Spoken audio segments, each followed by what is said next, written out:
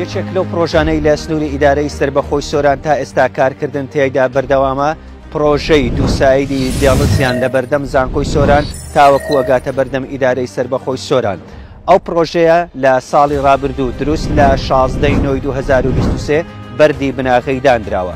گوژمەی ئەو پرۆژەیە لەسەر بودجەی ئیدارەی سەربەخۆی سۆرانە بە زیاتر لە 2,9,760,000 دینار. لایەنی جێبەجێکاری ئەم پرۆژەیە کۆمپانیای هەڵبینە. تا ئێستا ماوەی پرۆژەکە کە بۆی دانراوە 1 ساڵە. لەو 1 ساڵی کە بۆی دانراوە 3 مانجی کارکردن لەو پرۆژەیە بە کۆتا هاتووە. با گشتیت کارەکانی تا ئێستا وەکو کۆمپانیا ئاماژەی پێکردووە 150 کارەکانی ئەو دووساییدە بە کۆتا هاتووە.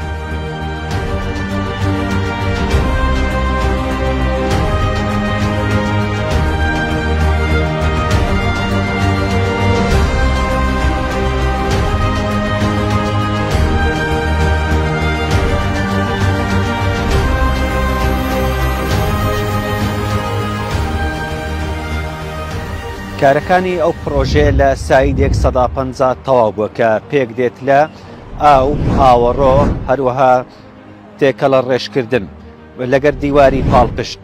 بەشێک لەو کارانێکی ئانەوێ سایدێکی ئەم پرۆژێ تەواو بکرێتن ئەو جا دەست بە کارەکانی سایدی دووەم بکرێتن. درێژی ئەو ڕێگایە پێک دێت لە کیلۆمەترێک و 300 متر هەروەها پانیەکەشی پێک دێت لە 30 متر. ئەوەی بربەست بۆ زیاتر لە بەردەمی ئەو پرۆژەیە زێدەڕۆیی و هەروەها ستونەکانی کارەبا بووە. لە ئێستادا کارەکانی بە شێوەیەکی گشتی بەردەوامی هەیە و بە تەواوبوونیشی ئەبێتە یەکێک لە پرۆژە گرنگەکانی سنووری ئیدارەی سەربەخۆی سۆران.